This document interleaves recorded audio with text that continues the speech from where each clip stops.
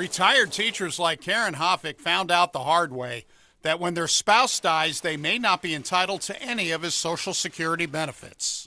You don't receive a dime from Social Security?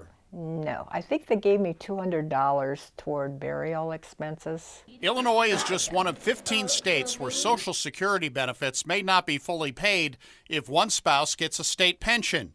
It impacts teachers, firefighters, police, and other public service employees. 9 out of 10 times, our members, if their spouse predeceases them, they receive no spousal benefit. There are two provisions in Social Security that impact teachers: the windfall elimination provision and the government pension offset. The government pension offset reduces by 2/3 the benefit received by surviving spouses who also collect a government pension. If their spouse predeceases them, which is an unfortunate event, their benefit would be reduced by 66%, at least 66%.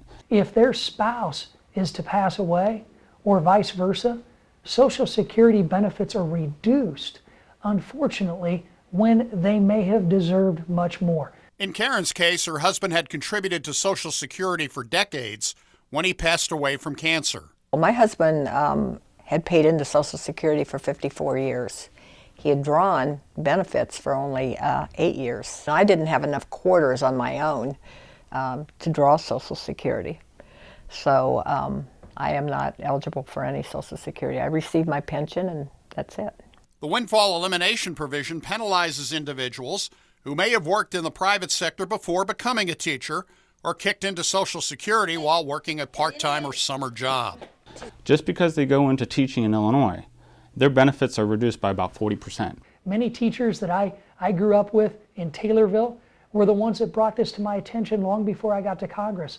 Congressman Rodney Davis has introduced the bipartisan Social Security Fairness Act to eliminate the two provisions. To me, they're very unfair. There are provisions that affect our teachers, they affect our firefighters, they affect our policemen, and other public workers. We represent 135,000 education professionals throughout the entire state. Will Lovett is a lobbyist with the Illinois Education Association. Illinois is facing a teacher shortage throughout the entire state. It just seems like Congress gets bogged down on the cost of righting this wrong, unfortunately. In the last session of Congress, Davis's bill had 200 co-sponsors, both Democrats and Republicans. If we get that many co-sponsors again, this bill will be called to the floor for a vote for the first time in a generation. They were very emphatic. It was almost like they were saying, and you aren't eligible for anything either because you're a teacher. If Congress does not act, Karen and other retired teachers like her are warning younger teachers to be prepared for retirement. We're all well aware, and we're trying to inform, the younger teachers to let them know that this is not something that they can count on. The Social Security Fairness Act currently has 103 co-sponsors.